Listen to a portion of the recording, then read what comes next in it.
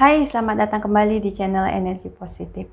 Kali ini saya ingin membagikan pengalaman saya, yaitu bagaimana saya menganalisa rasa sakit hati, bagaimana rasa sakit hati ini muncul, bagaimana pikiran kita memunculkannya dan mengendapkannya ke dalam batin kita, hingga menjadi luka batin yang berulang dan susah sekali untuk disembuhkan. Kamu mau tahu bagaimana caranya? Silahkan kamu simak video ini sampai habis.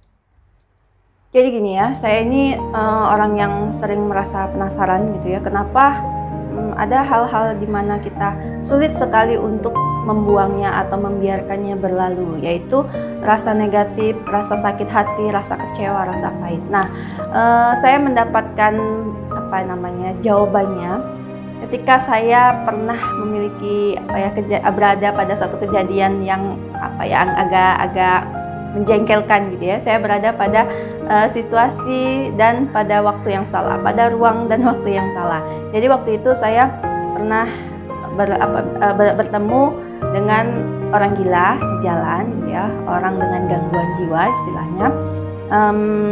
Biasalah namanya orang sedang orang mengalami gangguan jiwa itu sering ngomong gak keruan gitu ya.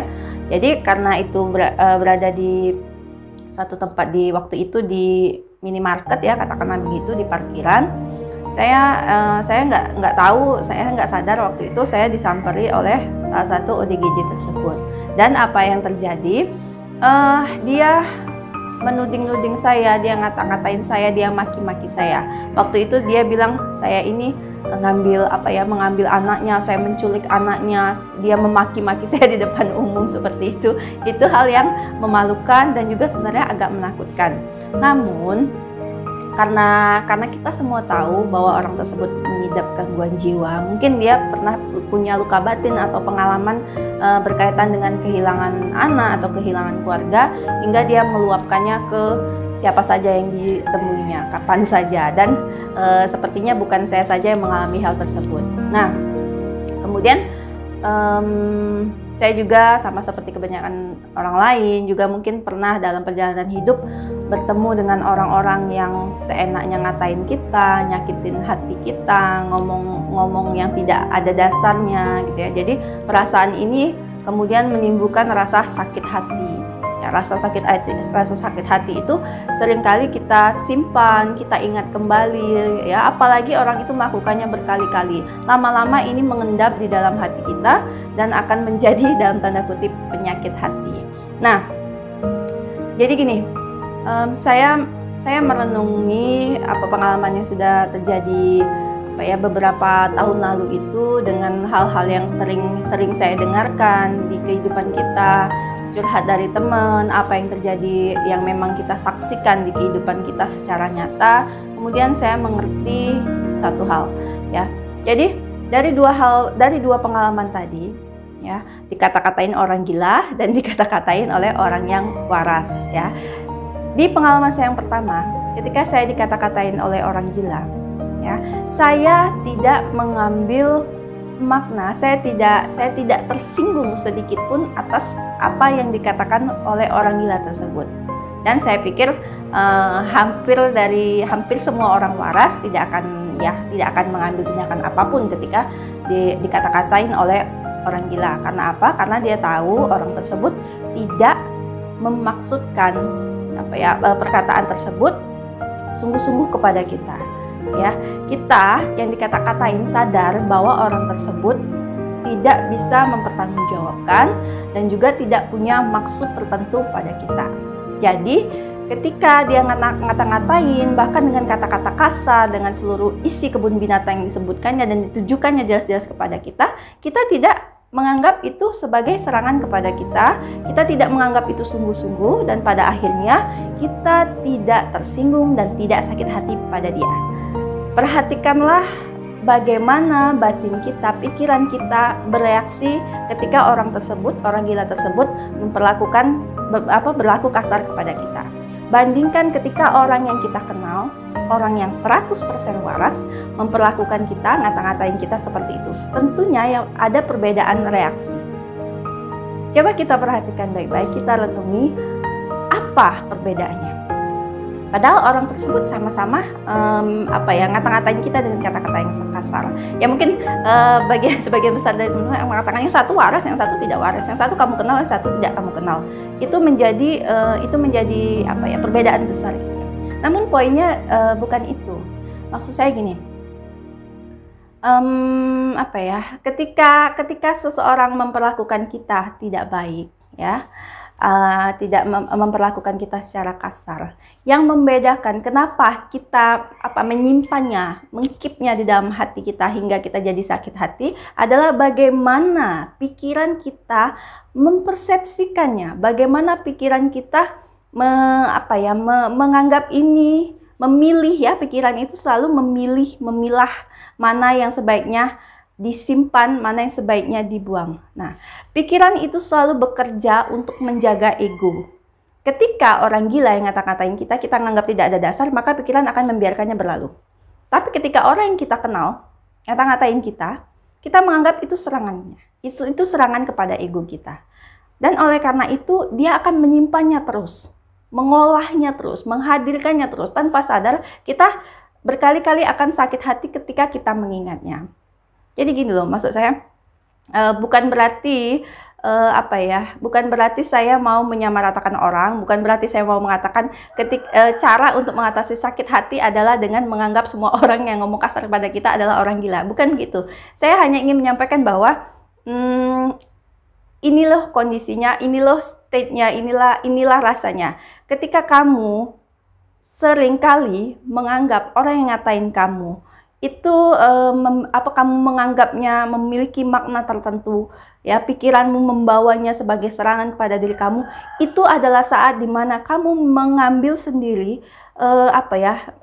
pikiran negatif atau energi negatif itu kamu ambil untuk kamu simpan.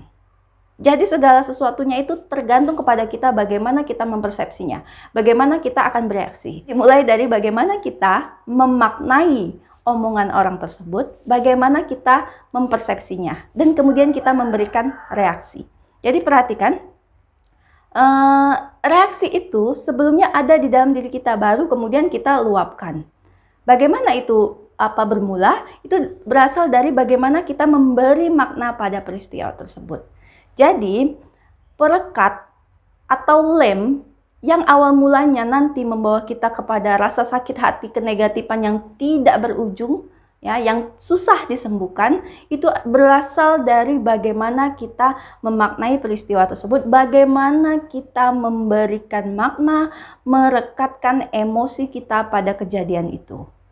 Ini memang sesuatu yang sangat halus, sangat dalam maknanya. Dan seringkali kita tidak sadar karena kita bereaksi itu secara otomatis, autopilot gitu ya. Ketika orang ngomong gini, tiba-tiba entah sepersekian detik kita langsung memberikan makna dan kemudian kita menyimpannya. Kita merasa diserang, kita merasa dipermalukan dan sebagainya itu. Kita harus merunut dari awal, sumber atau akar dari masalahnya, yaitu bagaimana kita memberi makna. Emosi kita, ya, bagaimana kita memberi arti pada perilaku orang tersebut, itulah yang menjadi lem atau perekat yang membuat pengalaman menyakitkan tadi begitu lekat di dalam hati kita dan kita sulit untuk pada akhirnya kita sulit untuk melepasnya. Karena apa? Karena kita memberi emosi kita. Emosilah, ya, bagaimana cara kita memberi makna atas peristiwa tersebut, itulah yang membuat sebuah kenangan pahit, sebuah luka batin, sebuah trauma itu sulit sekali dilepaskan. Ya, bayangkan lem, dia merekat. Jadi dari dua contoh tadi, ketika dikatain orang gila dan dikata-katain oleh orang yang kita kenal, ya, walaupun katakanlah itu sama-sama tuduhan yang tidak berdasar, namun kita akan memberikan makna yang berbeda. Jadi bukan berarti saya ingin mengatakan bahwa anggap saja semua orang yang ngatain kamu tuh orang gila gitu ya. Bukan. Maksudnya adalah bagaimana sih perasaan kamu, rasakan feelingnya, rasakan state-nya, bagaimana kondisi hati kamu ketika kamu dengan rela membiarkan berlalu peristiwa atau perkataan yang dilakukan oleh orang gila tersebut. Tempatkan hati kamu ketika ada orang lain yang orang waras yang ngata-ngatain kamu juga. Bagaimana rasanya? Bagaimana kamu membiarkan itu berlalu begitu saja? Itu yang saya maksud ya. Bukan berarti kita menganggap orang itu gila, tidak, tapi bagaimana kamu mengkondisikan hati kamu. Bagaimana kamu membiarkan emosi kamu tidak memberi makna atas omongan orang tersebut. Apalagi omongan tersebut adalah omongan yang tidak berdasar. Ini pengalaman saya. Jadi ketika saya menerima kabar bahwa orang-orang itu bersikap negatif kepada saya, atau terang-terangan dia mengatakan pada saya, jadi saya katakan kalau saya ungkapkan gitu ya kata-kata itu, saya akan menganggap bahwa ini tidak berharga. Saya tidak mau menyimpan ini. Saya tidak mau memberikan emosi pada perkataan orang tersebut, pada pengalaman saya tersebut. Jadi ketika saya tidak menganggap itu penting gitu ya, jadi saya akan membiarkannya berlalu dan saya tidak akan ingat lagi. Walaupun saya ingat ya kan, kita tidak amnesia, maksudnya itu tidak memberi makna apapun. Dan ketika kita tidak memberi makna apapun, kita tidak sakit hati, dan hal itu tidak akan menjadi pengalaman menyakitkan bagi kita ya. Jadi istilahnya orang makin lama kalau kita kembangkan karakter seperti itu, orang akan menganggap kita sebagai orang yang satu, tidak baperan istilahnya, kedua, tidak mudah tersinggung, ketiga, sabar. Padahal kondisi tersebut, 3 hal tersebut bukan suatu hal yang kita bukan kita upayakan dengan kerja keras, bukan dengan kita upayakan dengan menekan hati kita, bukan, tapi karena cukup kita membiarkan dia berlalu dan tidak menganggap hal itu penting. Saya selalu menganggap bahwa kadang-kadang ya teman, karena bukan ada niatan jahat, kadang dia menceritakan, melaporkan hal negatif gini gitu ya. Hal tersebut kalau kita terhanyut, kita memberi makna juga pada omongan tersebut, maka kita akan ikut larut dalam kenegatifan itu. Tapi kalau kita biarkan berlalu, ini nggak penting, nggak berharga, tidak berharga untuk diendapkan di dalam hati kita, dalam pikiran kita, maka kita tidak akan memberikan reaksi apa-apa dan kita tidak akan tersinggung. Saya sering menemukan ini pada beberapa orang yang saya kenal ya, cukup dekat, di mana dia punya sifat-sifat yang saya katakan konyol ya, sifat-sifat yang kadang-kadang membuat saya mungkin bagi orangnya itu ada sifat yang sangat buruk, sangat negatif, tapi bagi saya dia adalah seperti itu dan saya tidak perlu terganggu. Dan karena saya memang tidak terganggu, karena saya tidak memberi makna atas perkataan dia, perbuatan dia, tingkah laku dia, jadi saya menerima dia sebagaimana adanya ya. Mungkin banyak orang akan terganggu dengan sifat dia, dengan sikap dia, tapi kalau kita tidak menganggap itu berharga sebagai bagian dari hal yang harus kita simpan, maka kita akan menerima dia sebagaimana adanya. Ya, ini juga jangan terlalu menganggap ekstrim setiap omongan orang. Ini juga bukan berarti ketika kamu tanpa ada angin, tanpa ada hujan, orang memukul kamu diamkan saja gitu ya, tidak bereaksi apa-apa karena kamu berusaha menganggap ini tidak bermakna dan sebagainya. Tolong jangan menjadikannya ekstrim seperti itu. Tapi gini loh, ketika kita tidak terlalu jatuh dengan memberikan emosi negatif, dengan memberikan makna tertentu pada pengalaman buruk, maka reaksi kita pun adalah reaksi yang reaksi yang benar, reaksi yang tepat. Kita akan tetap bereaksi, kita akan bagi saya akan tetap ketika orang ngata-ngatain saya atau apalagi memukul, tentunya saya akan mengambil reaksi. Tapi reaksi saya bukan berasal dari reaksi yang penuh emosi. Saya tidak mau memberi makna pada hal-hal yang toksik, hal-hal negatif, tapi bukan berarti saya tidak bereaksi. Nah, reaksi ini akan berbeda sekali kalau kita sudah memberikan makna negatif pada peristiwa itu, atau kalau ketika kita tidak memberikan makna apapun pada peristiwa tersebut. Jadi kita cenderung lebih santai, cenderung lebih objektif ya. Kalau dianya memukul ya kita laporkan, tapi kita nggak perlu membiarkan hal tersebut berlarut-larut dalam hati kita. Bagaimana kalau hal itu adalah hal yang besar? Kembali lagi seperti saya katakan di video-video sebelumnya, untuk mampu menghadapi trauma besar, kita harus melatih batin kita ya. Bagaimana kalau itu perselingkuhan? Bagaimana itu kalau itu adalah hal-hal yang membuat kita sangat traumatis ya. Makanya kita melatih diri kita dari hal-hal yang kecil. Kita menyadari bagaimana pikiran kita bekerja, bagaimana pikiran kita memberikan reaksi atas pengalaman-pengalaman yang datang dan pergi dalam hidup kita. Kita melatih diri kita sampai kemudian kita mahir ketika peristiwa yang besar itu datang ya.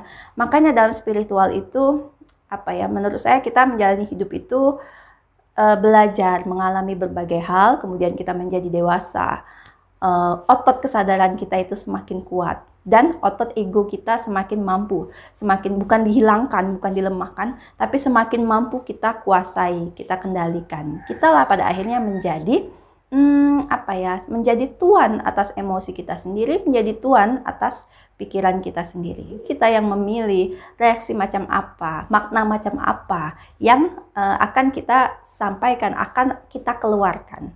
Karena apa? Emosi negatif, sakit hati, energi negatif itu sama saja kita sedang memberikan atau mengumpulkan energi tersebut, energi negatif tersebut ke dalam hati kita. Lama-lama itu akan menumpuk, dan kalau sudah menumpuk, kita akan semakin sulit untuk membersihkannya. Makanya kita harus terus melatih otot kesadaran kita, jadi kita tahu kapan pikiran kita bermula, kapan pikiran kita akan memulai memaknai suatu peristiwa, ya, dari bagaimana kita mempersepsinya, sampai kemudian kita menyimpannya dan nggak tahu lagi bagaimana cara mengendalikannya. Jadi intinya, berusahalah untuk tidak terlalu cepat memberi makna pada suatu peristiwa. Ini sama saja dengan berusaha untuk mencapai zona netral. Kalau dalam bahasan spiritual, ya, mencapai zona ikhlas, kemudian membiarkannya berlalu atau letting go, ya. Dan itu dimulai dari bagaimana cara kita mengetahui kinerja pikiran kita, bagaimana cara kita mempersepsi suatu hal, ya. Itu bukan hal yang mustahil kita lakukan, tapi dengan berproses, ya, dengan kita semakin masuk ke dalam diri kita, menyadari bagaimana mekanisme pikiran kita bekerja, bagaimana mekanisme emosi kita bekerja, maka lama-lama kita akan mahir. Makanya penting bagi kita untuk terus rajin melakukan me time, masuk ke dalam diri kita sendiri, entah itu melalui meditasi, melalui doa, ya. Jadi kesadaran kita semakin kuat dan ego kita semakin mudah untuk diawasi, semakin mudah untuk diamati. Demikian video kali ini. Saya harap video kali ini dapat diterima dengan baik bagi teman-teman, terutama bagi teman-teman yang sedang berkutat dengan rasa sakit hati, pikiran-pikiran negatif, luka batin yang sulit untuk disembuhkan. Bagi kamu yang belum subscribe, silahkan kamu subscribe, karena saya akan terus membagikan video berdasarkan pengalaman-pengalaman saya, pengalaman-pengalaman sederhana yang akan membawa kita makin lama semakin menuju pada pengenalan kepada diri kita sendiri. Terima kasih sudah menonton. Salam damai, salam hening.